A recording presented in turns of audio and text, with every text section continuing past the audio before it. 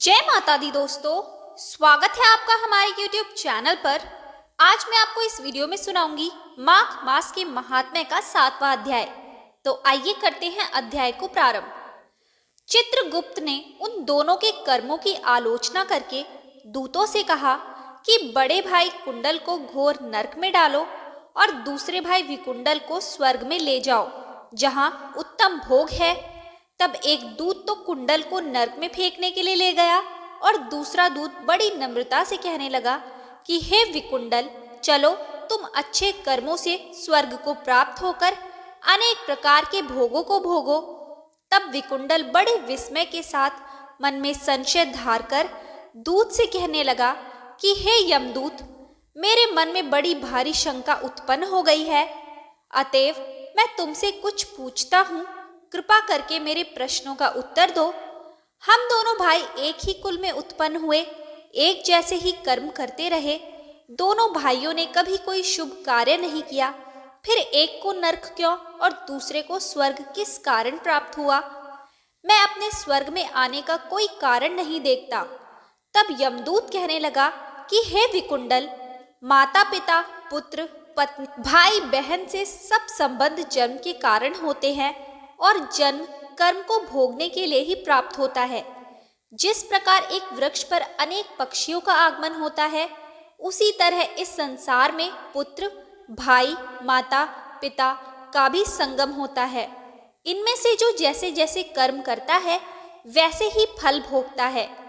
तुम्हारा भाई अपने पाप कर्मों से नरक में गया, तुम अपने पुण्य कर्म के कारण स्वर्ग में जा रहे हो। तब विकुंडल ने आश्चर्य से पूछा कि मैंने तो आजन्म कोई धर्म का कार्य नहीं किया, सदैव पापों में ही लगा रहा। मैं अपने पुण्य के कर्म को नहीं जानता। यदि तुम मेरे पुण्य के कर्म को जानते हो तो कृपा करके बताइए।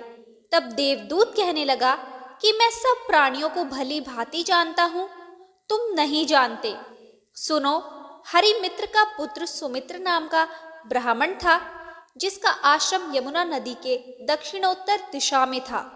उसके साथ जंगल में ही तुम्हारी मित्रता हो गई और उसके साथ तुमने 2 बार माघ मास में श्री यमुना जी में स्नान किया था। पहली बार स्नान करने से तुम्हारे सब पाप नष्ट हो गए और दूसरी बार स्नान करने से तुमको स्वर्ग प्राप्त हुआ।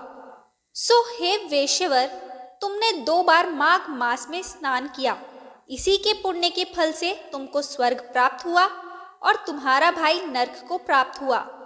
दत्तात्रेय जी कहने लगे कि इस प्रकार वह भाई के दुखों से अति दुखित होकर नम्रता पूर्वक मीठे वचनों से दूतों से कहने लगा कि हे दूतों, सज्जन पुरुषों के साथ 7 पग चलने से मित्रता हो जाती है और यह कल्याणकारी होती है।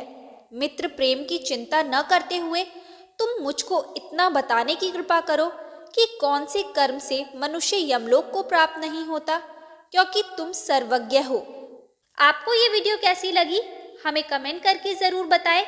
हमारी आगे की सभी वीडियोस को देखने के लिए हमारे चैनल को सब्सक्राइब करें और शेयर करना ना भूलें।